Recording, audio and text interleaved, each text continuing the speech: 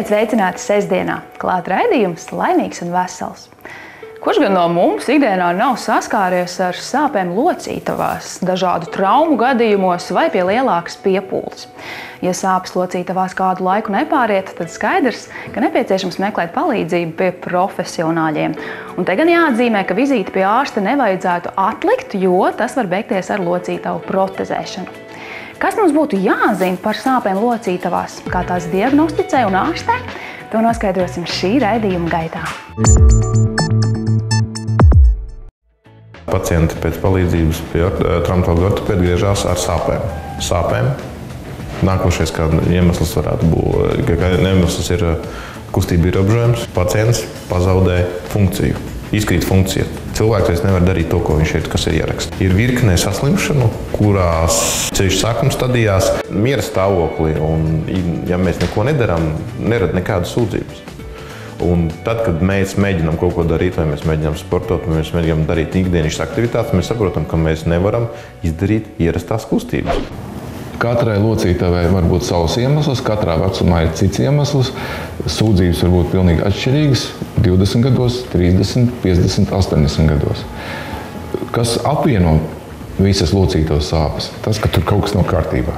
Kas attiecās uz ceļiem, tas ir pirmā vietā ir meniska plīsuma, tas ir dažādu saišu plīšana, kas attiecās uz plecu, tur prevalē locītavas, tās rotatora manžetes bojājums.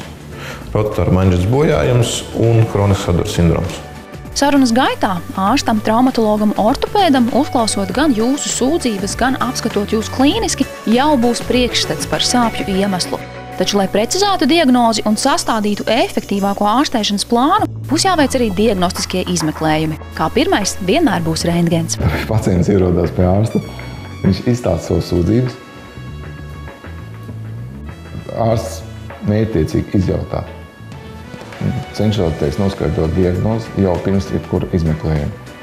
Kāda rakstura sūdzības, ko pacients var izdarīt, ko viņš nevar izdarīt, kad sāpes parādās, vai ir bijusi kāda trauma iepriekš, tā sauc anamnēzē, vai ir bijusi kāda operācija, vai tās sūdzības, cik tās sūdzības ir ilgstošas. Vai viņas sākušās pavisam nesen, vai jau ir vairākus mēnešus, vai pat gadiem ilgi. Tālāk gandrīz vienmēr tiek nozīmēta rentgenoloģiski izmeklējums, lai precizētu vai apstiprinātu, var teikt tā, ka ar kauliem viss ir kārtībā.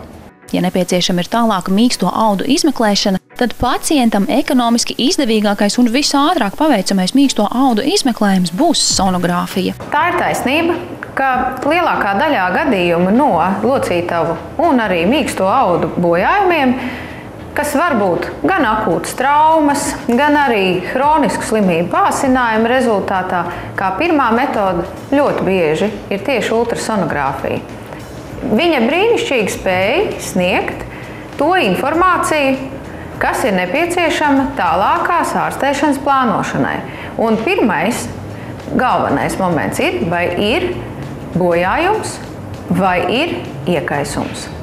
Ultrasonogrāfija ir pielietojama praktiski visām locītavām. Tās ir plecu locītavas, ceļu locītavas, arī kuras visbiežāk ir ikdienas sadzīves bojājumos, visbiežāk traumētās. Kas attiecas par iekaisumiem, sonogrāfijas tā pamatbilde ir melnbalta, pelēka. Lai redzētu iekaisumu, mēs lietojam krāsu režīmu. Un šajā krāsu režīmā mēs varam redzēt, ka sīkie asinsvadiņi ir daudz pastiprinātāki šajā zonā, kur ir iekaisums. Tādā veidā mēs varam ne tikai pateikt ir vai nav, bet arī varam precīzi pateikt, kurā vietā jau ir izteiktākais iekaisums. Un vēl no jaunākajām tehnoloģijām mums ir viena būtiska papildus funkcija, tas ir audu elasticitātes, stingrības noteikšanas iespēja, kas arī ir svarīga muskuloskeletālā sistēmā, cīpslu bojājumu pakāpes noteikšanā. Un mēs varam vērtēt, cik viņi ļoti pašreiz ir iekaisusi. Un ja tas cilvēks ir veicis jau ārstēšanas kursu, tad mēs varam novērtēt, vai šī elasticitāte sāk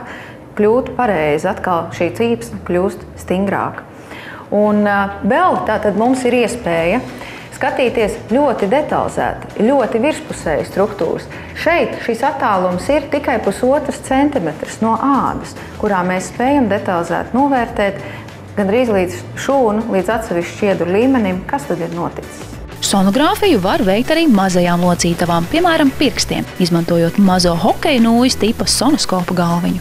Šobrīd es kustinu pirkstu, ja? Mēs redzam, kā šī cīpsla kustās izmeklējuma laikā. Pašas sīkākās struktūras, pašus sīkākos asinsvadiņus mēs varam saskatīt blakus locītavām un, protams, pētīt, vai tur ir iekaisums un varbūt, ka nē. Šeit šī gadījumā pulsējošs asinsvads, ja? Tātad pirkstu artērijas. Tam ir ļoti svarīga nozīme pie noteiktām slimībām. Ja? Šī ir cīpsla, piemēram. Šī gadījumā mēs redzam cīpslu. Ja? Šķērsgriezumā. Apakšā ir kaula virsma.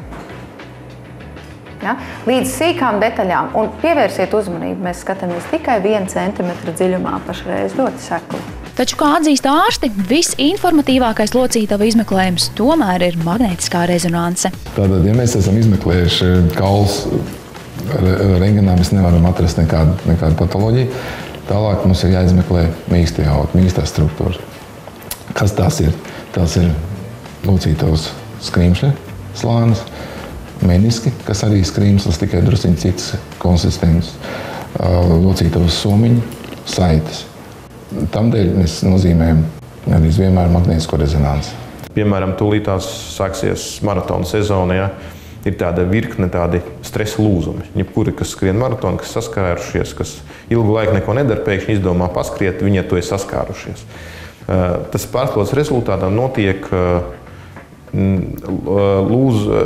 kaulu salūšana pār iekšējo to kaulu, spongiozo kaulvielu, pa to pūraino kaulvielu. Ārēji viņš nerada nekādas izmaiņas kaulā. Teiksim, uztaisot rengenu, stresa lūzumu ļoti reti, kad var pamanīt. Magnētiskā rezonance parāda lūzumus, ko pat nevar redzēt kompjūtera tomogrāfijā. Tātad ir vesela virkne problēma, kur ļoti liela priekšrocība tieši dod magnētiskā rezonance. Magnētiskā rezonance ir neatsverama locītavām pirms operācijām, lai izvērtētu tās izmaiņas, kas locītavās notikušas. Ir ārējais un iekšējais menisks. Viņi tāda pusmēneša formā, tā kā sirpīši. Visbiežāk tiek bojāts iekšējais menisks. Un, lai precizētu, vai tas menisks ir vesels, viņš vienkārši saspiests, vai viņam ir tiešām plaisa, un vai tās visas sūdzības ir saistītas ar šo menisku, magnētiskā rezonance ir neatsverama izmeklējuma metode. Tālāk, ļoti labi mēs redzam locītavas saites.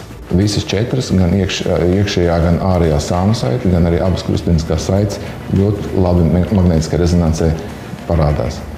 Ja ir kaut kādas šaubas, vai tā saite ir bojāta, vai viņa ir daļēji bojāta, tad magnētiskā rezonance visas tās šaubas mums izkliedē. Magnētiskā rezonance dod ļoti plašu iespēju apskatīt locītavu struktūras gan pašā locītavā, gan blakus locītavā esošās struktūras ļoti precīzi. Jo lielāka ir magnētiskā lauka intensitāte, jo lielāka ir izšķirtspēja, jo labākas kvalitātes bildes mēs redzam, jo vieglāk mums ir pateikt, kas tajā locītavā ir par problēmu. Tāpat arī pleca locītavas izmeklējumiem cīpslas, saites un tūsku vislabāk var izskatīt ar magnētisko rezonanci, kas ir vispilnīgākais izmeklējums. Tad mēs varam detalizēti redzēt kaula virsmu, skrimšļa daļas. Mēs varam detalizēti izpētīt savstarpējās attiecības šīm te rotatoru cīpslām, kā viņas veido nelielu pusloka veida nostiprinošo mehānismu, kura no šīm cīpslām cik daudz ir nobīdījusies un kādā veidā tā ietekmē kustības. Un tāpat mēs redzam, vai šķidrums krājas un kurās vietās. Ja cilvēkam plānot tālākā šo te cīpslu sašūšanas operāciju, mazinvazīvajā arteroskopijas kontrolē, tad ķirurgam šī attēla ir ļoti svarīga.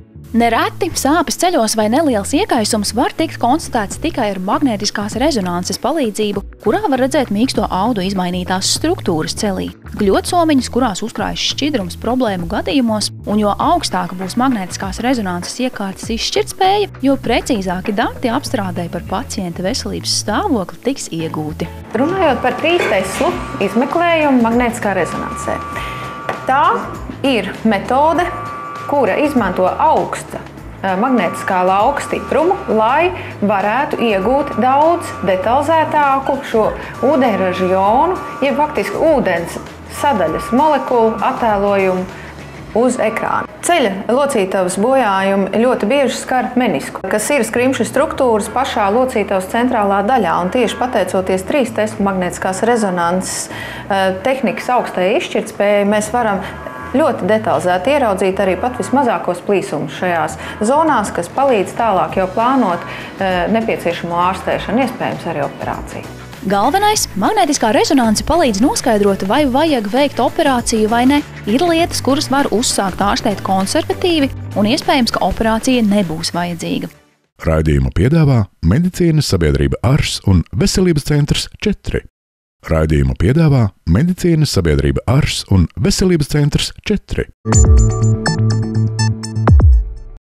Ārstēšanas metodes var būt konservatīvas ar medikamentiem, kā arī izmantojot fizikālās procedūras un pielietojot injekcijas un blokādes. Veicot šo magnētisko rezonansi ar kvalitatīvu aparātu, mēs varam ļoti precīzi redzēt, kādā stāvoklī mums ir skrimslis, kāda ārstēšana tas skrimslis prasa. Vai viņš prasa tikai mieru, vai viņam vajadzīga kaut kāda uzturbagātinātāja, piemēram, glukozamīns vai kaut kas cits, piesklatīns. Vai tur nepieciešams kādas injekcijas, lai to skrimsli uzlabotu, viņa kvalitāti, viņa struktūru. Vai varbūt tur ir hialurona skābe, kas atvieglo kustības, mazina bērzi, vai varbūt jātaisa plazmas injekcijas ar tā saucamā augšanas faktoru, kas atjauno skrimsli. Speciālas injekcijas ceļa locītavas ārstēšanā mazina locītavu sāpes. Viens ir tās saucamās blokādes, ja? Tās blokādes, kur mēs ievedam iekšā ar domu to locītavu atsāpināt, nomierināt sāpes, samazināt iekaisumu. Tajā blokādē parasti ietilpst kāds anestētiķis, piemēram, lidokaīns un kortikosterīds, piemēram, dexametazons, kas ir vieglas hormonāls preparāts ar diezgan spēcīgu pretiekaisuma darbību. Tādu injekciju var veikt pie akūtām sāpēm, piemēram, ja, pie artrozes vai deformācijas sākuma stadijas vai pie kaut kāda sāsinājuma. Bez tam ir iespēja veikt plazmas injekcijas, ko ievada locītavā ar mērķi samazināt iekaisumu un veidot audu reģenerāciju. Priekšrocība ir pirmām kārtām, ka tas ir cilvēka paša organisma produkts. Ja, tātad tur nav nekādas ķīmijas, tur nekāda svešviela, nekas tāds, kas varētu radīt kādu kairinājumu vai kādu alerģisku reakciju. Tātad injekcija notiek tā. Protams, pie noteiktām indikācijām, ja ārsts uzskata, ka tāda injekcija ir veicama, tad pacients atnāk uz to procedūru, tiek paņemta no vienas asins, tā kā nododot analīzes. 20 ml šļirce ar venozām asinīm, tālāk mēs to paņem to materiālu, jeb asinis, mēs apstrādājam speciālā režīmā. Venozās asinis liek speciālā režīmā īpašā centrifūgā, un minētā procedūra aizņem aptuveni 20 minūtes, pēc kuras tiek iegūtas attīrītas asinis. No asinīm attīra leukocītus un eritrocītus un iegūst trombocītus. No tiem izdalās augšanas faktors, kas atrod sāpīgo vietu organismā un nogādā tajā nepieciešamās vielas. Ja arī viss iepriekš minētais nav devis vēlamos rezultātus, ir nopietns saišu plīsums vai meniska bojājums, būs jāveic operācija. Tālāk, jo laicīgāk dosies pie ārsta, jo precīzāka un kvalitatīvāka ārstēšana tiks sniegta. Piemēram, mūsdienu medicīna ļauj veikt operāciju, neveicot vienu lielu griezienu kā agrāk, bet gan vairākus mazus. Aciskopskā ķirurģija, protams, arī kombinācijā ar konvencionālām operācijas metodēm. Līdz ar to mums vajag mazāk ievainot apkārtējos audus. Mums nevajag iegriezt tik daudz, lai mēs vairāk redzētu. Mums pietiek pielietot videokameru, ar kuras palīdzību mēs tiekam un redzam labāk nekā tad, ja mēs to vienkārši iegrieztu un paskatītos. Līdz ar to tie apkārtējie audi tiek bojāti stipri mazāk. Locītavu ķirurģijā artroskopija ir visbiežāk veiktā operācija. Tas nozīmē, ka ādā tiek veikti 3 līdz 6 mazi, 4 līdz 5 mm plati griezieni. Caur tiem locītavā ievada nelielu, ar monitoru savienotu kameru un smalkus instrumentus, ar kuru palīdzību veic nepieciešamās manipulācijas. Izmantojot šo metodi, samazinās pēc operāciju komplikāciju risks un pacienta atvesļošanās periods. mazāk veidojas rētaudi, jo nav plašu griezienu operācijas vietā. Vēlreiz aicinu visus būt vērīgiem pret savu veselību, un ja tomēr ir gūta kāda trauma vai jūtamas sāpes locītavās, tad noteikti ir jāvēršas pēc palīdzības pie ķirurga traumatologa, lai veiktu visus nepieciešamos diagnostiskos izmeklējumus, tādējādi izzinot patieso sāpju iemeslu. Tā, piemēram, kvalitatīvs izmeklējums ar 3 Tesla magnētiskās rezonances iekārtu sniegs visas nepieciešamās atbildes, izzinot pat vissīkākās struktūras. Un veicot laicīgu izmeklējumu, varam izvairīties no iespējamas operācijas.